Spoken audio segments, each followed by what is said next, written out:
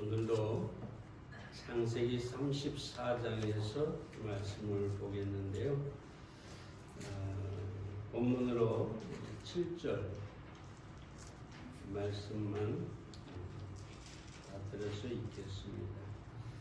야곱의 아들들은 들에서 이를 듣고 돌아와서 사람이 근심하고 심히 노하였으니 이는 세겜이 야곱의 딸을 강간하여 이스라엘에게 부끄러운 일 곧 행치 못할 일을 행하였음이라 이더라.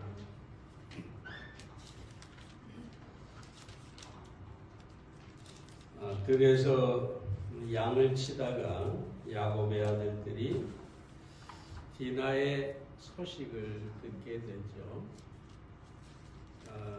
세겜에게 강간을 당했다는 소식을 듣고 그 아들들이 심히 분노했습니다. 하지만 당장 복수할 그런 힘이 없었기 때문에 계략을 꾸미게 됩니다. 세겜족을 속이고 할례를 받으면, 모든 남자가 할례를 받으면 내 딸을 너에게 주고 너의 처녀들을 우리의 아내로 맡고 우리의 남자들은 너희 처녀를 취하겠다. 그러니까 서로 혼인을 하겠다는 얘기죠. 그래서 세겜과 그 모든 남자들은 이를 좋게 여기고 야곱의 아들들의 말대로 할례를 받았습니다. 그리고 3일이 지났는데 가장 고통스러운 순간입니다. 그때에 시몬과 레이가 밤에 세겜족을 기습해서 세겜족 모든 남자를 다 살해해 버렸습니다. 결국 이 일로 말미암아 야곱은 세겜을 떠날 수밖에 없게 되었는데요. 오늘 우리는 시험이 오는 길에서 분노에 대해서 생각을 해 보겠습니다.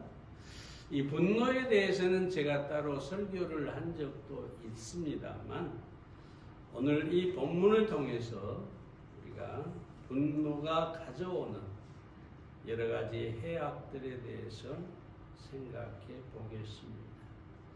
첫째로 분노는 자신을 해칠 수 있습니다. 7절 말씀을 다시 봅니다. 야곱의 아들들은 들에서 이를 듣고 돌아와서 사람이 근심하고 심히 노하였으니. 여기서 노하였으니라는 그 말의 기본 동사는 붉어지다, 타오르다 그런 뜻인데요. 다시 말하면 마음속에서 끓어오르는 격분, 이 분노, 이걸로 인해서 얼굴까지 울그락불그락 하게 됐다는 거죠. 얼마나 화가 났겠어요. 네? 들에서 양을 치고 있는데 갑자기 여동생이 그런 일을 당했다니까 모든 형제들이 분노가 가득하게 되었죠. 이러한 분노는 당연한 것이었습니다. 그렇지만 그 분노가 다스려져야 되는 것이죠. 그 분노를 다스리지 못했을 때에 이 분노가 자신을 해치게 됩니다. 미국 하버드 대학의 정신신체의학연구 개척자인 월터 캐논 박사가 화의 구름이라는 것이 있음을 발견했습니다. 왜 구름이라고 붙였는지는 모르겠습니다만 우리 몸 안에서 화가 나면 마치 구름처럼 뭔가 우리 안에서 일어난다는 것이죠. 그래서 이 뇌신경에 이 화의 구름이 모이면 눈에 핏발이 서고 얼굴이 붓게 상기되고 말을 더듬는 증세가 생긴다. 그렇게 얘기를 했어요. 그러면서 이 화의 해악성에 대해서 캐논 박사는 호흡이 가빠지고 심장 박동이 불규칙해지며 피가 위와 장기에서 심장, 중추신경계 근육 등으로 역류를 한다. 소화관의 기능이 중지되고 소화관의 기능이 중지되고 간에 저장되어 있던 당분이 유출된다. 그리고 아드레날린이 분비된다. 결론적으로 말하면 이 분노를 폭발시키면 우리의 심장과 신체에 무리가 오게 된다는 것이죠. 심지어 심근경색으로 죽을 확률도 생긴다는 것입니다. 에리마 게이스라고 하는 박사도 자신의 실험 결과를 토대로 한 사람이 1시간 동안 화를 내고 있으면 80명을 죽일 수 있는 이 독이 체내에서 생긴다고 합니다. 이 독들이 우리 몸 안에서 내가 화를 내는 그 사람을 상하게 하는 것이 아니라 자신을 상하게 하는 것이죠. 마치 자기의 몸 안에 독약을 주입하는 것과 똑같다는 것입니다.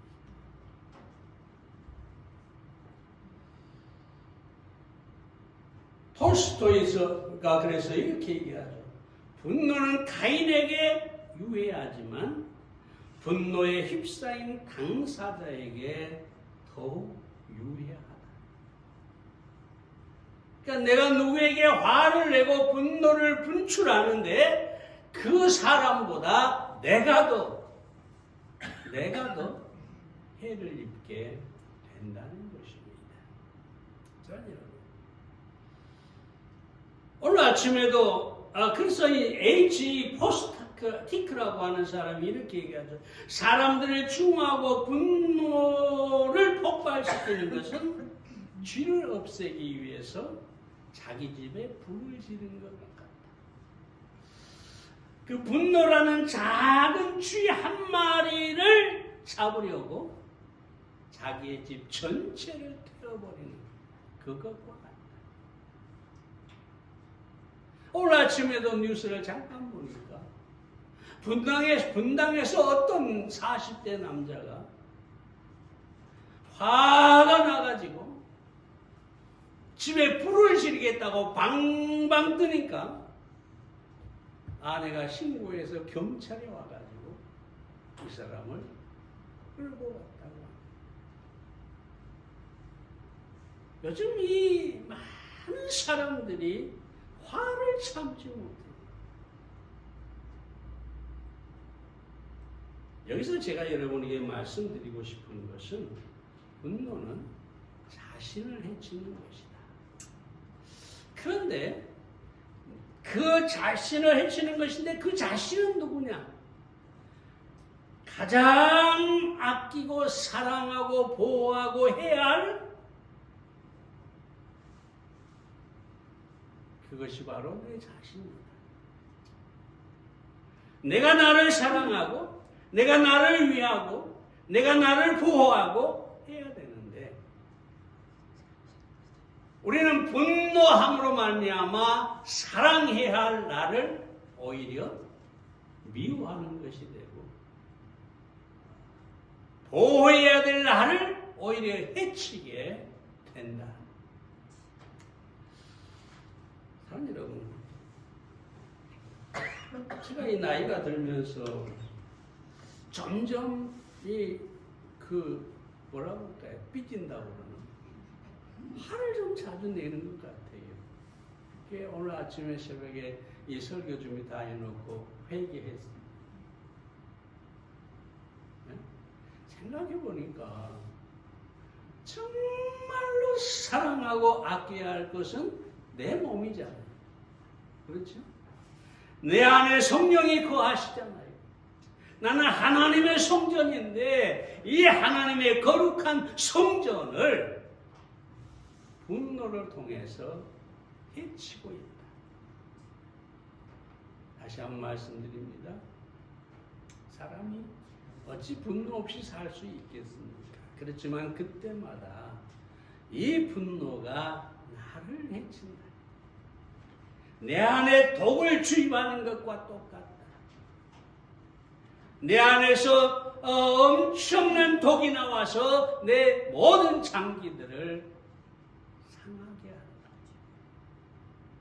그리고 죽음에 이르게 합니다. 우리 고향에 친척 한 분이 있었는데 제법 잘 살았어요.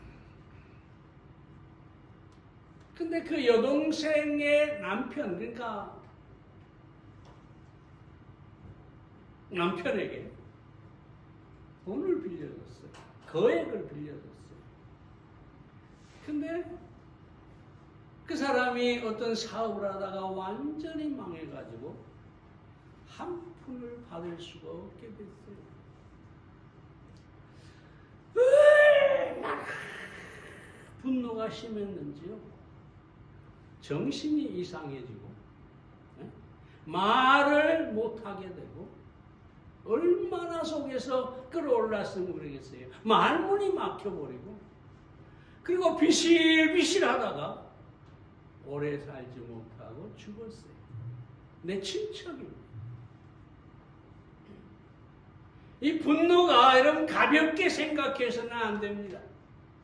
내 안에 이 분노가 끌어오를 때 그것이 나를 해치고 있구나. 나를 죽이고 있구나. 내가 지금 내 안에 독을 살포하고 있구나. 여러분들이 그렇게 생각하시고 이 분노를 잘 다스리고 잠재우시기를 바랍니다. 두 번째로 분노는 폭력과 살인을 가져올 수 있습니다. 25절 26절 말씀에 보면 제3일에 미쳐 그들이 고통할 때에 야곱의 두 아들 디나의 오라비 시몬과 레이가 각기 칼을 가지고 가서 부지중의 성을 엄습하여 그 모든 남자를 죽이고 칼로 하몰과 그 아들 세겜을 죽이고. 여러분 그날을 상상해 보세요. 이 세겜 중에 온 부족들이 모든 남자들이 다 죽음을 당합니다.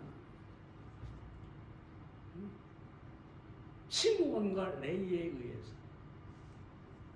근데 더 와가는 것은 다른 형제들은 야곱의 다른 아들들은 뭐 했느냐?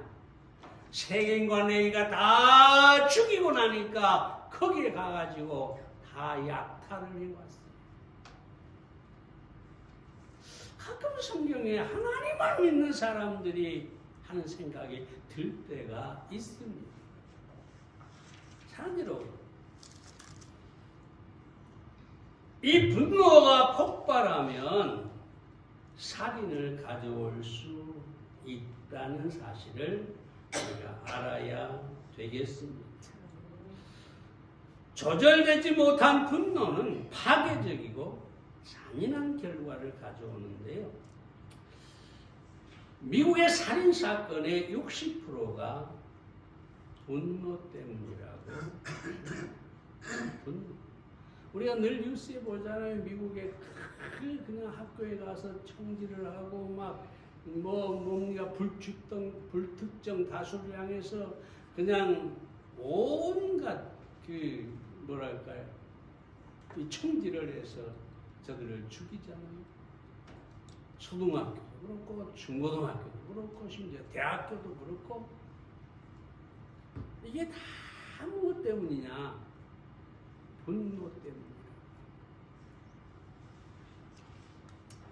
케네디 대통령의 죽음에 대해서 여러분 아시겠지만 경찰 발표에 의하면 하비 오스왈드가 저격범이라고 합니다. 근데 이 사람이 어떤 사람이냐? 직장에서 해고를 당합니다. 또다시 직장을 가지려고 하는데 잘 취업이 되지 않습니다. 몇 년 동안을 그렇게 빈둥거리니까 아내가 이혼을 하게 됩니다.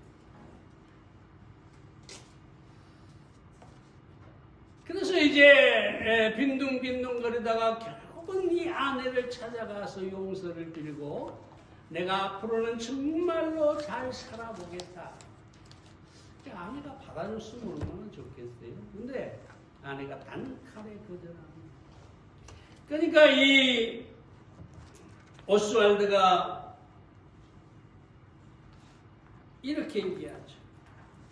당신은 나를 무능한 남자로 보고 있을지 모르지만 나도 세상을 깜짝 놀라게 할 수 있는 사람이라는 것을 보여주겠다. 그게 뭐였겠어요? 케네디를 암살하는 거예요. 여러분 생각해 보세요. 자기가 잘못되는 것, 자기의 분노, 왜 케네디에게 향합니까? 이 분노가 분별력을 상실하게 하고 오로지 자기의 분노만 표출하면, 폭발시키면 되는 그런 지경에 이르기 때문입니다. 사랑하는 여러분, 우리는 이 분노가 살인을 가져올 수 있다. 종종 그러죠. 세상에 어떤 인간인데 저렇게 살인을 하냐. 얼마나 전에도 우리나라 며칠 전인가 거기도 저 지하철에 불을 질렀잖아요. 신랑과 석유를 때려 붓고 거기다 불을 질러 다행히 다친 사람이 없었는데 만약에 그게 진짜 막지 못했다면 지하철에 얼마나 많은 사람이 또 죽었을까. 이게 다 무엇 때문입니까? 분노 때문에. 숭례문인가 우리나라에 불난 적이 있죠? 뭐 때문일 것 같아요? 자기의 무슨 토진가가 뭐가 있는데 그걸 보상을 받는데 정말 말도 안 되게 보상을 받은 거예요. 그러니까 화가 머리끝까지 나가지고 가서 숭례문에다 불을 질러버린 거예요. 여러분, 이 분노, 이건 정말 무서운 것입니다. 나는 그러지 않을 것이라 생각할지 모르지만 모든 사람은 같은 상황에 처하면 같은 행동을 하게 되어 있습니다. 그러므로 우리가 정말로 살인을 행할 수 있는 그런 가능성을 가진 사람이라는 것을 알고 분노하지 않도록 해야만 됩니다. 세 번째로 분노는 인간관계를 단절시키죠. 30절 말씀을 봅니다. 야곱이 시몬과 레이에게 이르되 너희가 내게 화를 끼쳐 나로 이 땅 사람 곧 가나안 족속과 브릿 족속에게 냄새를 내게 하였도다. 야곱이 자식들이 세겜족을 다 죽여버리고 오니까 한 말이죠. 여기서 냄새를 내게 했다라고 하는 것을 영어 성경에 보면 악취를 내게 했다. 다시 말하면 저들에게 미움과 증오를 갖게 했다. 그래서 더 이상 거기에 살 수가 없어서 결국은 누굽니까? 야곱이 가족들을 데리고 드디어 베델로 떠나게 되는 것을 우리가 보게 됩니다. 여러분, 인간관계를 파괴시키는 것이 분노입니다. 이 분노, 화를 잘 내는 사람 곁에는 사람이 없어요. 친구도 없어요. 심지어 가족도 없어요. 그런 사람의 장례식에는 손님도 오지 않습니다. 쓸쓸하게 살다가 쓸쓸하게 죽어가는 것, 그게 어떤 사람이냐? 화를 잘 내는 사람입니다. 여러분,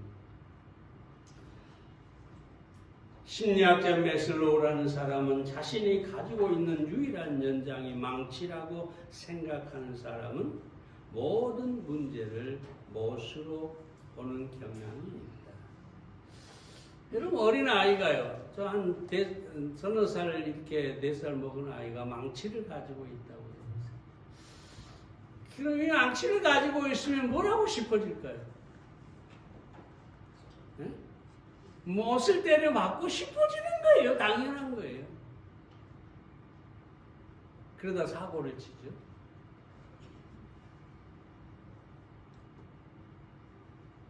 분노는 모든 대상을 못으로 봅니다.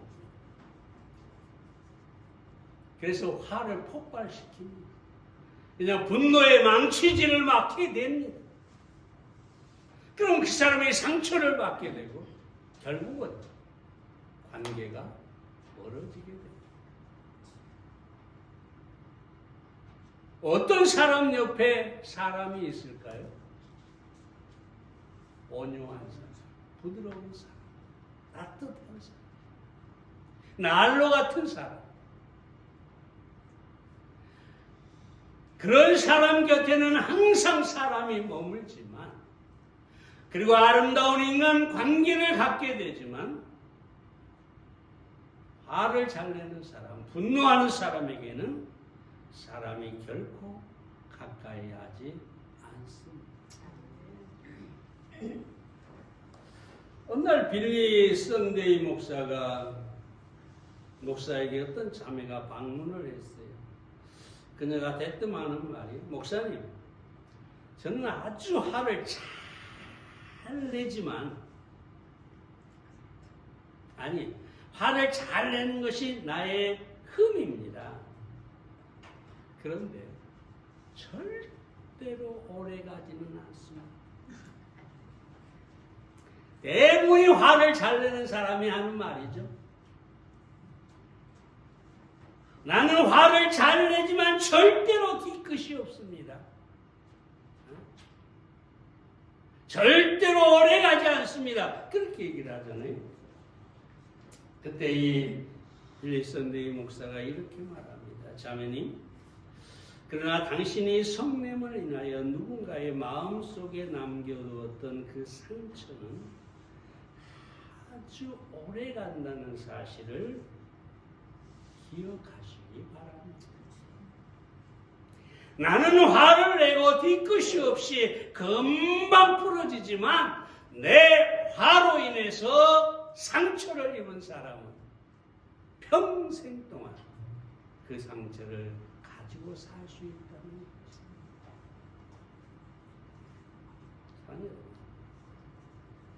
인간관계를 잘 하려면 다른 사람을 배려할 줄 알아요. 다른 사람을 공감할 줄 알아야 돼요. 다른 사람이 느끼는 감정을 이해할 줄 알아야 돼요. 내가 화를 냈으면 상대가 상처를 받았을 것이고, 그 상처를 받은 대로 놔두면 나는 풀어졌다, 나는 괜찮다. 그런데 상처받은 사람을 헤아리고 용서를 구하고, 그리해야 인간관계가 다시 회복될 수가 있는 것입니다. 다시 말씀드립니다. 인간관계를 파괴하는 것이 분노라는 사실을 알고, 여러분의 주변에 저 사람이 왜 나한테 저러지? 왜 나를 멀리하지? 여러분, 이런 생각이 들 때 내가 혹시라도 화를 내지 않았나 생각하시고 용서를 구하고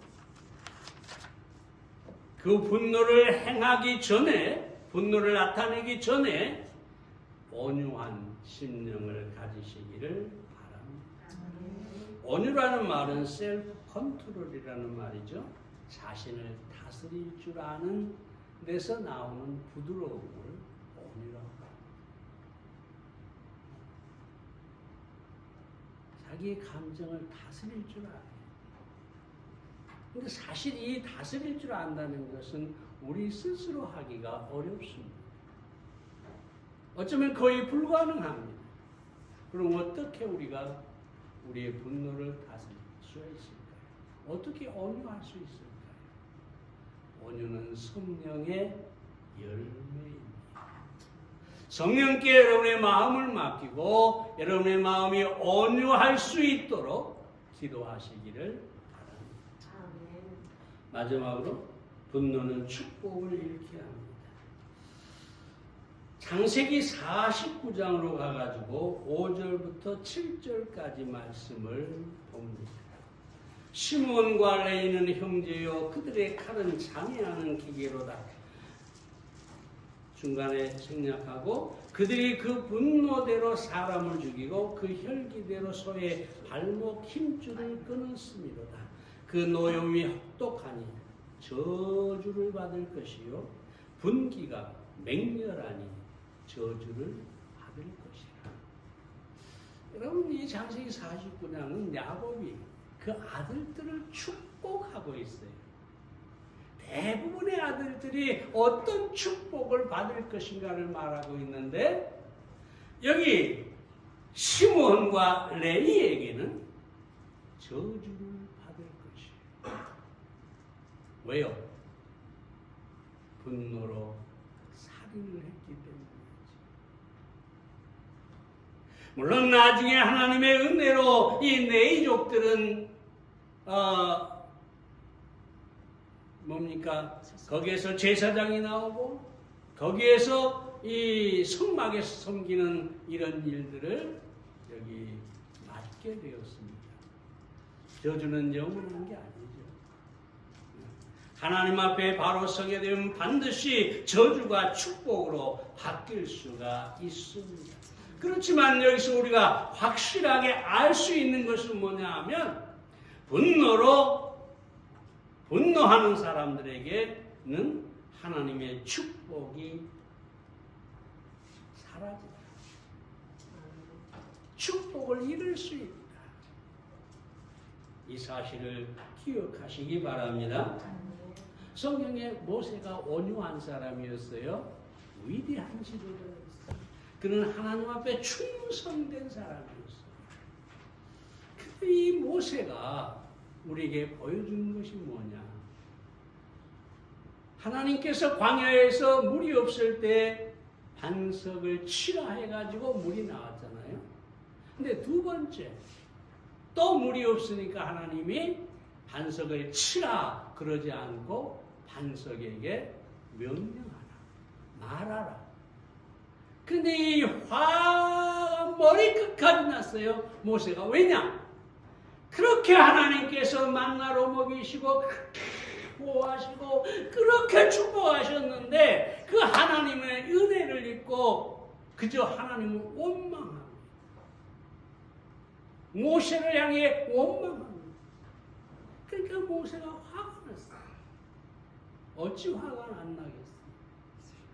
그래서 이 모세가 화가 나가지고 자기도 모르게 지팡이로 반석을 또 쳐버렸어요. 물론 물은 나왔습니다. 근데 여러분, 여기는 영적인 아주 중요한 것이 있습니다. 반석은 예수 그리스도예요. 그 반석이 쪼개질 때 거기에서 뭐가 옵니까? 물이 나와요. 예수님의 십자가를 보여주는 거죠.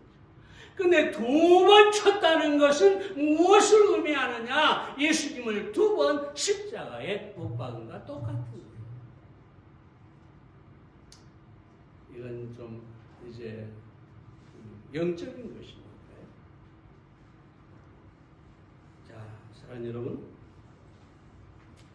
결국 모세가 축복을 잃었어요. 뭘 잃었을까요? 평생을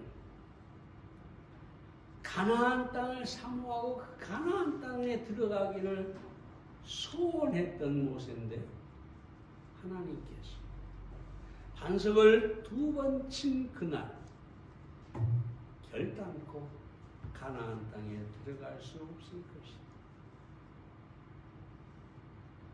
모세가 가나안 땅에 들어가는 것이 무엇 때문에 막혔습니까? 분노 때문에.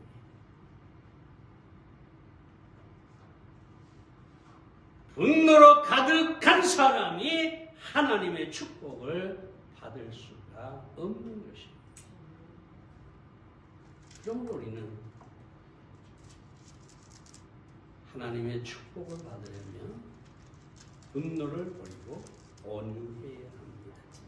예수님께서 마태복음 5장 5절에서 뭐라고 합니까? 온유한 자는 복이 있나니. 그러니까 이 분노를 잘 다스리고 부드러운 사람은 복이 있나니 저희가 땅을 기업으로 받을 것이요. 땅을 기업으로 받는다는 것은 축복을 말합니다. 네. 분노하는 사람은 축복을 잃게 됩니다. 여러분의 미래가 정말로 하나님의 축복으로 가득하기를 원한다면 분노를 버리고 온유한 삶을 사시기를 바랍니다. 기도하겠습니다.